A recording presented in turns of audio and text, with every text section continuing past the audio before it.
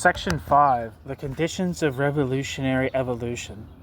The working class movement of our day must thoroughly grasp the idea that the socialist revolution is fundamentally different from the bourgeois revolution, and that the apocalyptic upheaval of 1789 is no longer valid for the political forms of the transformation taking place in our own day. Was it in fact always and everywhere valid even for the bourgeois revolution? Let us consider the infinite variety of forms under which the bourgeoisie rose to political power in the various countries. In the preface to his Histoire, I don't know how to say it, Histoire de la Révolution Française, Mignet writes, quote, "Once a reform has become necessary, and once the moment for its accomplishment has arrived, nothing can prevent that reform and everything assist it.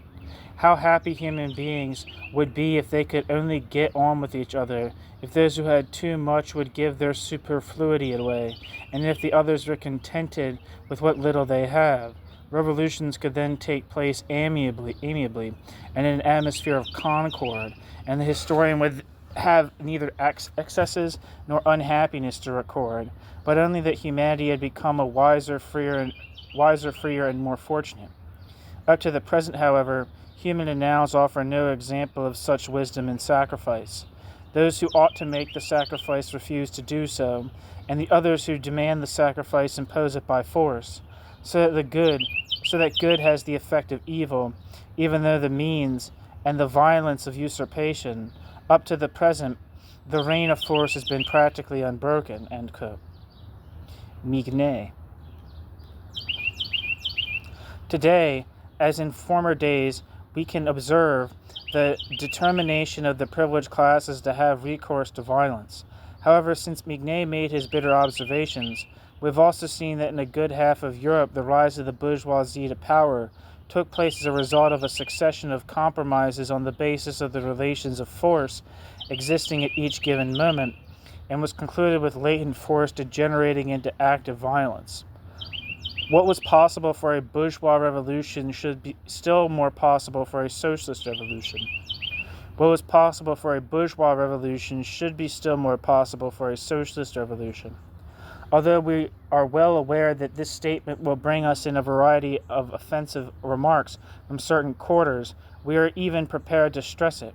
Happily, we find ourselves in the company of two men whose title to the description Marxist is indisputable. The one is Marx and the other is Engels. We have already quoted from the well-known speech delivered by Marx in Amsterdam in 1872. In case there are any socialists who imagine that the ideas expressed in this speech are a, quote, temporary deviation, end quote, let us draw their attention to the following observations made by Marx to Hyndman in 1881.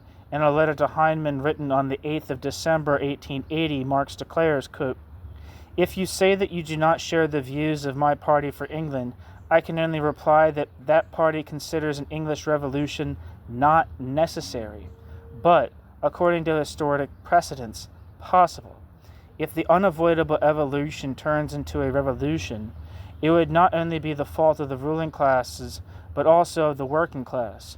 Every pacific concession of the ruling classes has been wrung from them by, quote, pressure from without, end quote. Their action kept pace with that pressure, and if the latter has more and more weakened, it is only because the English working class know not how to wield their power and use their liberties, both of which they possess legally. In Germany, the working class were fully aware from the beginning of their movement that you cannot get rid of a military despotism by a revolution," end quote. Marx.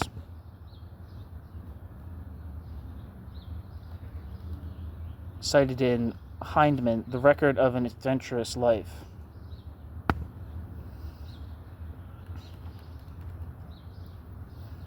I think people kind of hated Hyndman.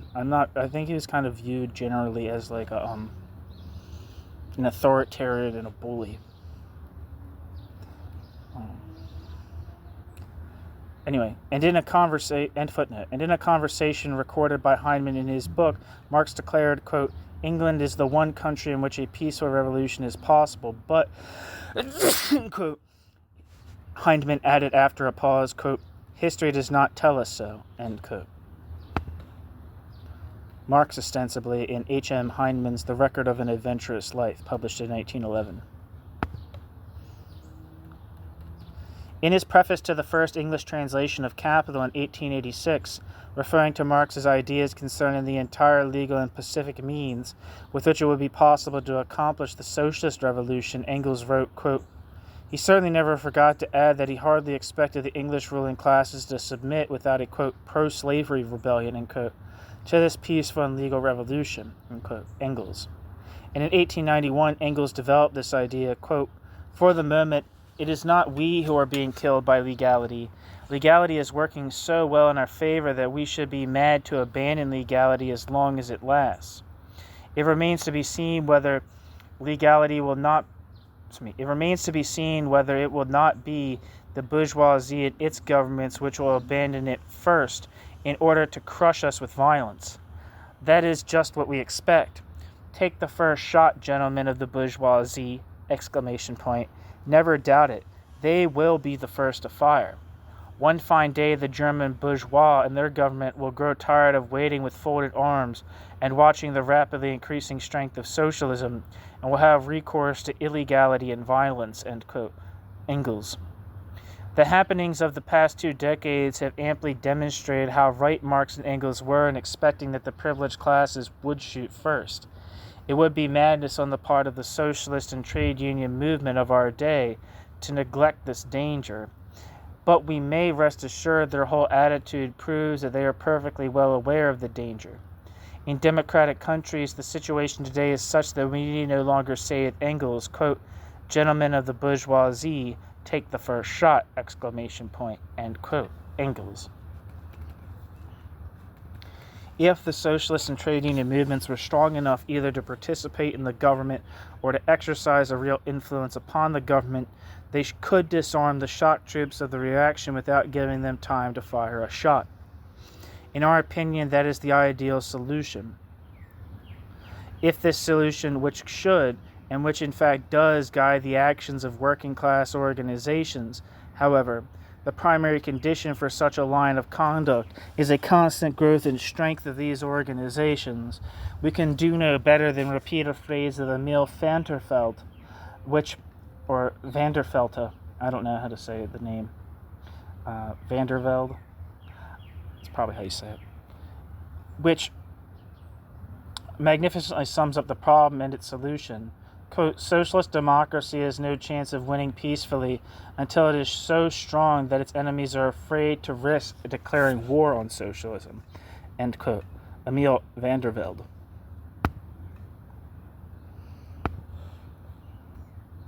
At the present time, the strength of socialist democracy, which Emil Vandervelde speaks, does not reside alone in the compact masses of the working class properly so called.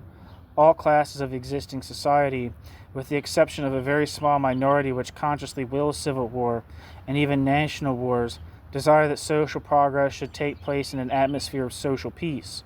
The humanization of social struggles is the order of the day in democratic countries. The essential task of the socialist movement is to arrive at the necessary compromises in accordance with the estimated strength of the opposing social forces, instead of resigning itself to their acceptance after a ruinous struggle, in which the advantages of even a complete victory would be swallowed up by its excessive cost. Footnote. Paul Four is absolutely right when he says, quote, there is no need to be a Marxist in order to observe the great conflict of interests which exists today between those who own the means of production and those who are permitted to approach them only as wage workers. Strikes and lockouts, riches and ruin in the camp of the employers, overwork and unemployment in the camp of the workers are not of recent date and are not confined to our France of the Front Populaire. They are the rule of the capitalist regime. The question which arises today is whether the law can usefully intervene to obviate these conflicts as far as possible, or if need be, to settle them by conciliation and arbitration. These are elements and factors which strongly favor the success of such intervention. the persistence of the economic crisis, the gravity of the financial and monetary situation, and the dramatic pose of Europe menaced by war, in which everything would go under, both the riches of the employer and the hopes of the workers." End quote. Paul Four, in Le Populaire, 17th of February, 1938. End footnote.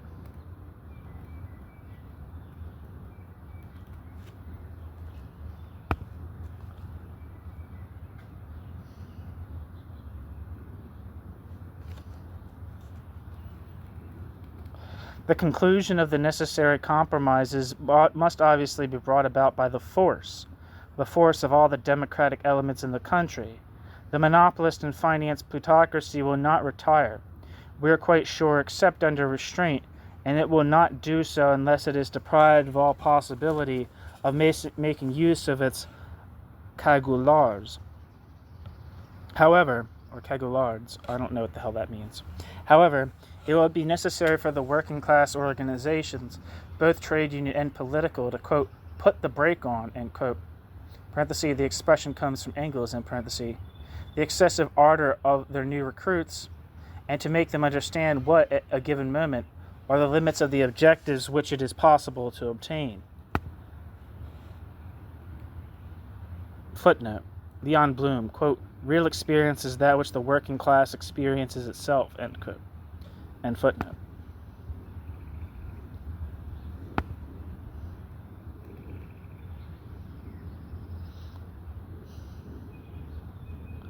Quote, if the unavoidable evolution turns into a revolution, it would not only be the fault of the ruling classes, but also of the working class, end quote.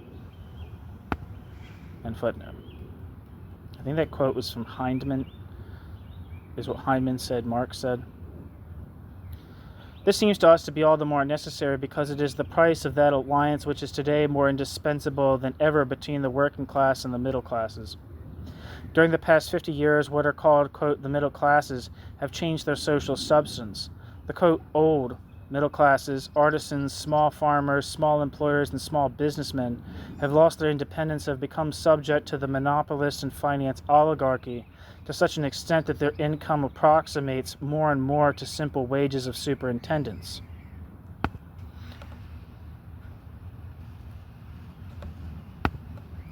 The, quote, new middle classes, clerical employees, administrative workers, technicians, intellectuals, etc., are made up for the most part of wage workers, and very many of them are already beginning to realize what is their objective position in society.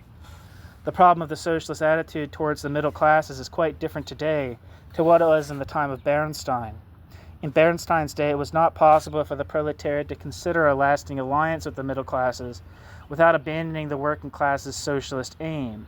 In our day, these middle classes, seized in the inexorable toils of the present development towards the creation of a generalized wage working class, are beginning to understand and to approve the immediate objectives of the working class against the power of the masters of the key industries and the credit system.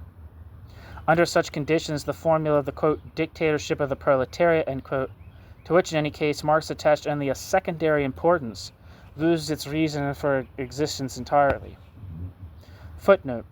See the excellent and well-documented study by Angelo Tosca in the review Problemi della Rivoluzione Italiana in 1938. Angelo Tosca sums up his conclusions as follows, quote, the struggle to seize power from the bourgeoisie and the struggle to, quote, build up, end quote, socialism call for an assembly of varied and imposing forces, and an extraordinary release of moral energy and the forward march of a whole people. And whether or we like it or not, the, quote, dictatorship of the proletariat represents, in relation to these demands of the revolution and of socialism, a formula and a practice which limits, divides, and impoverishes, and constitutes a burden compromising both the present and the future, end quote. Angelo Tosca. End footnote.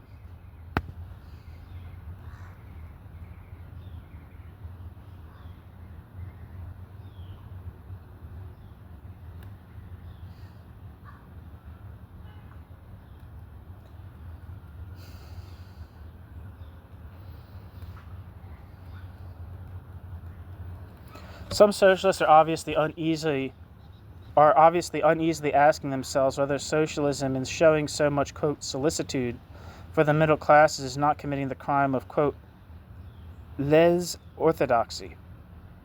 I don't know what that means. They're asking themselves whether the measures designed to protect the middle classes against ruin are not contrary to the socialist program. Socialism, they feel, ought, on the contrary, to do everything possible to hasten the disappearance of the middle classes from the economic and social scene. This sort of argument shows clearly that those who use it have not as yet grasped socialist doctrine, and that all they know about it has been gathered from the columns of the capitalist press. It is in fact this press which for 50 years now has accused socialism of, quote, wanting the ruin of the middle classes and the proletarianization of everybody in order to accelerate the advent of socialist society. The reality, however, is quite different. Socialism has always insisted that it is capitalism which ruined the small enterprises. The artisans and small masters are unable to stand up to the competition of the bigger enterprises, mechanized and provided with modern equipment, powerful and rationalized.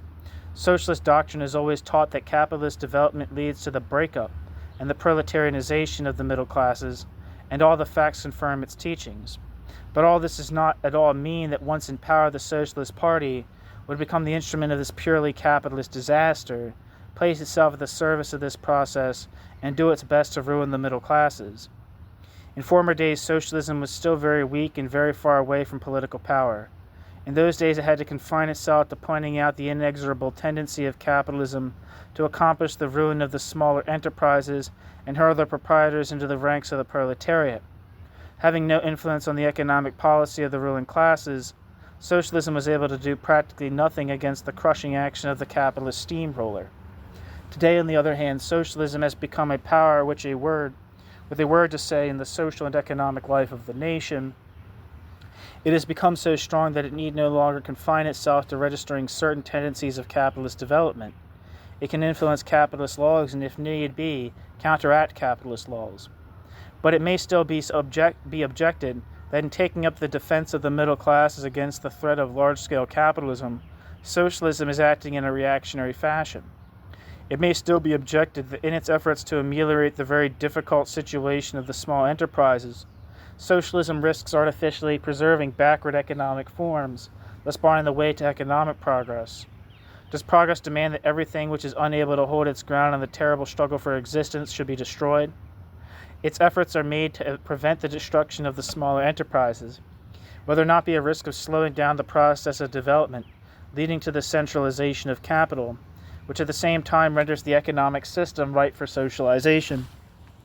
All these apprehensions would be justified if the ruin of the smaller enterprises and the proletarianization of their proprietors were the only way to achieve socialism. However, this is not the case. It is quite certain that the various branches of the economic system become ripe for socialization, only to the extent to which the bigger enterprises eliminate the smaller enterprises, and the branch as a whole becomes concentrated in the hands of a steadily declining number of more and more powerful enterprises. However, as soon as the socialist working class possesses sufficient political influence, it can intervene in this process of elimination in order to humanize it. It is necessary in the process of progress that the smaller enterprises shall give place to the larger, but it is by no means indispensable that this process should be accomplished in the shape of a natural catastrophe, or that the proprietors of these enterprises should be declassed, proletarianized, pauperized, and ground out of existence by the pitiless mechanism of capital. Today, the proletarianization of these elements is less desirable than ever, because the wage-earning class has for a long while suffered from widespread and chronic unemployment. An accelerated proletarianization of the middle class would still further increase the pressure exercised by the unemployed on the conditions of labor and the existence of the employed workers. Thus, the working class itself has an interest in preventing any widespread proletarianization of the middle classes. Certainly, the smaller enterprises cannot exist forever against the competition of larger enterprises, but appropriate social legislation and the development of the insurance system could save the middle classes from the catastrophic fall with which they are menaced by the workings of capital, ameliorate the time of waiting, and render the transition less painful. And in addition, it must not be forgotten that this accelerated proletarianization of the middle classes drives them to despair, and thereby favors the growth of fascism, This has been demonstrated already in so many countries that we surely need not stress it here. No one can fail to recognize today that the newly proletarianized elements do not flock immediately to the cause of socialism. The experience of history has shown us clearly that socialism has never been able to assimilate such newly proletarianized elements except for after a considerable period of maturing. And perhaps the German catastrophe of 1933 would not have happened if the proletarianization of the middle classes had been less rapid, and if social democracy had time to win the proletarianized middle classes over to the socialist cause. Today, the interests of the proletariat and of the middle classes coincide in very large measure. The points in which their interests are opposed are gradually dwindling in face of those many points in which their solidarity of interest is incontestable. This once again confirms the fact that we are living in a revolutionary period in which our task is to transform society and not to tinker with society. Writing in his Sozialisten und Krieg, Karl Kautsky declares, quote, "The greater the task to be accomplished, the less likely are they to be accomplished in the existing state of class and party forces by the tactic of, quote, all or nothing," end quote, by the rejection of all cooperation with other classes and parties. It may be possible to obtain partial reforms of a modest nature by the exclusive action of the proletariat, but certainly not any fundamental transformation of the state. Thus it is precisely this purely class policy which in practice has been reformist.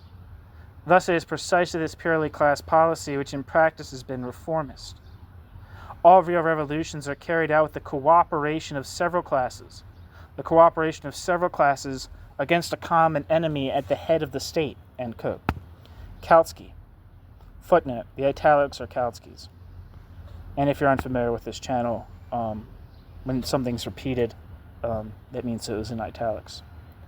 In the given circumstances, our task is to work for a social revolution, and not for this or that secondary reform. It is curious to observe that it is just the adepts at fiery speeches and the uncompromising upholders of the, quote, pure class policy who fail to realize the necessities of the moment and go on pursuing the most reformist policy it is possible to conceive of.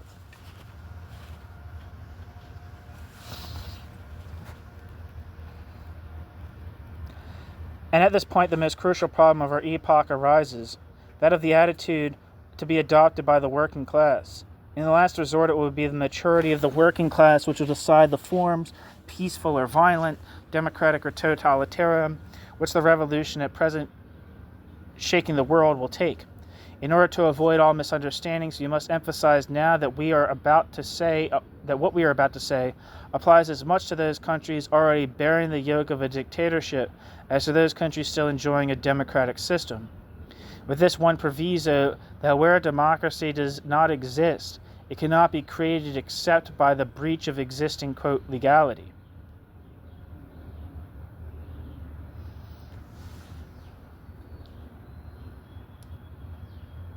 But once legal democracy has been reconquered, the establishment of a new dictatorship of a country could lead only to utter disaster. Footnote. We are very well aware of the bitter resentment and thirst for vengeance of the victims of these dictatorships. But the important thing is not to avenge the past, but to build up the future. And the future must take precedence of the past. Just as, in general, in the social revolution, reason must take precedence over resentment. End footnote. It is the maturity of the proletariat, as we have already pointed out, which will decide the issue of this struggle. From a purely economic standpoint, the development which we can see going on around us today is so clear that no one can be deceived about it. The economic structure of socialism is rising more or less automatically before our eyes. The point at issue is, who is to be the master of this more and more socialist machinery? Society as a whole, or a plutocratic or bureaucratic oligarchy? The preservation and extension of democratic freedoms will turn the balance in favor of the former, whilst a dictatorship will tip the scales in favor of the latter. And that is why, amongst other reasons, we repudiate the false dilemma, fascism or Bolshevism, in which many people want to cramp contemporary development. Both of these dictatorships lead to the same result, to the control of the economic system by a clique in the interests of a clique. Only democracy can guarantee society against this danger.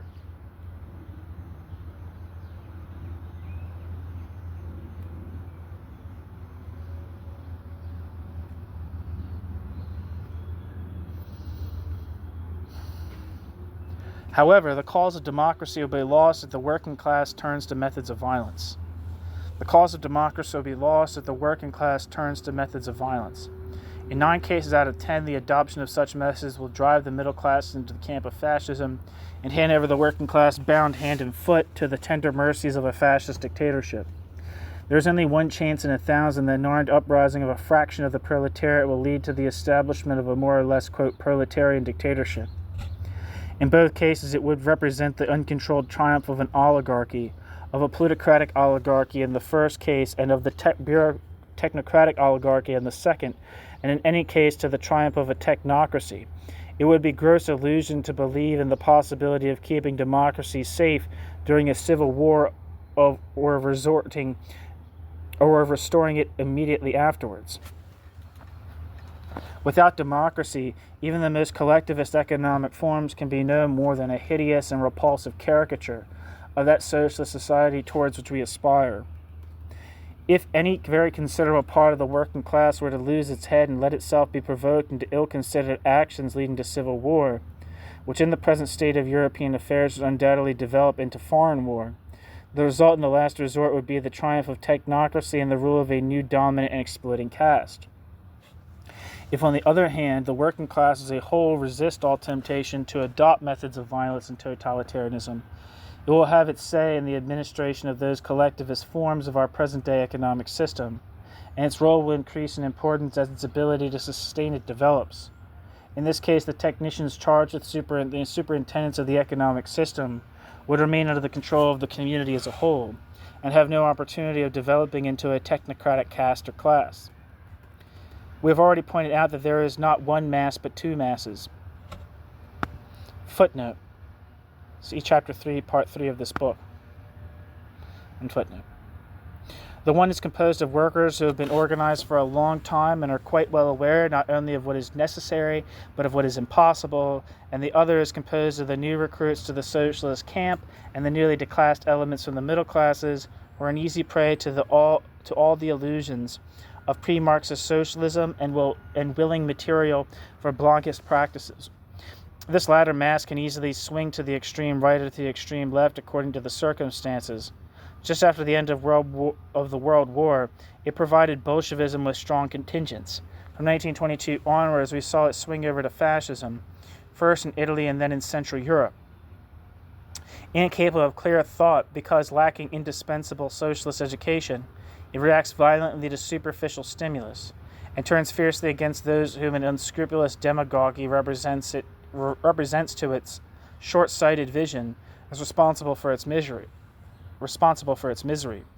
Hence it swings to the extreme left just after the World War, and its subsequent swing to the extreme right when it found the policy of socialism disappointing.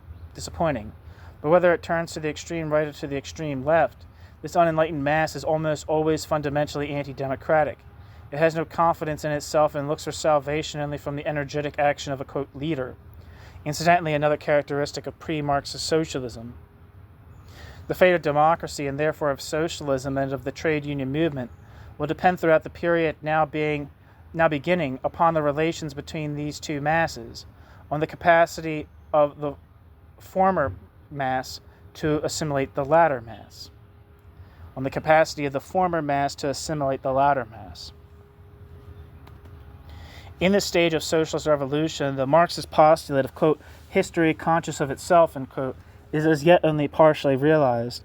One section of the proletariat is already the necessary consciousness of its own strength, hence its repudiation of the, quote, leader cult, and its deep attachment to democracy, and of its limits, hence its aversion to utopian schemes and impossible demands. Another section still lacks this consciousness. This is not at all surprising because the proletariat as a whole cannot be riper for socialism than the economic system in which the proletariat has its being. But compared with the revolutions of 1789 and 1848, the conscious and enlightened fraction of the people is much more powerful. In those former revolutions, this enlightened fraction was almost non-existent. Today it represents a strong force whose influence on the unenlightened and excitable mass is undoubted. For the first time in history, we can see powerful organizations whose actions are inspired by an objective analysis of economic reality and who are able to x-ray the decadent economic system around them and distinguish the contours of the new system to which it is about to give birth. Far from putting forward utopian schemes and formulating impossible demands, they base their demands on the results of this analysis. For this great advantage, they must thank Karl Marx, Karl Marx's materialist conception of history, and Karl Marx's analysis of the capitalist economic system. However, this does not prevent certain people amiably inviting us to abandon this, quote, outworn, quote, false, and, quote, finally refuted, end quote, doctrine. The existing order, which is now sliding to its final dissolution, will give way to a controlled economic system, either dictatorial or democratic, according to whether the inevitable transformation takes place in violent convulsions or as the result of methodical revolution or evolution. In other words, it depends on whether the chaotic methods of the unenlightened mass prevail, or the rational and ordered methods of the mass inspired by democratic socialism and trade unionism, whether the recollections of the bourgeois revolution prevail or the scientific knowledge offered by modern socialism.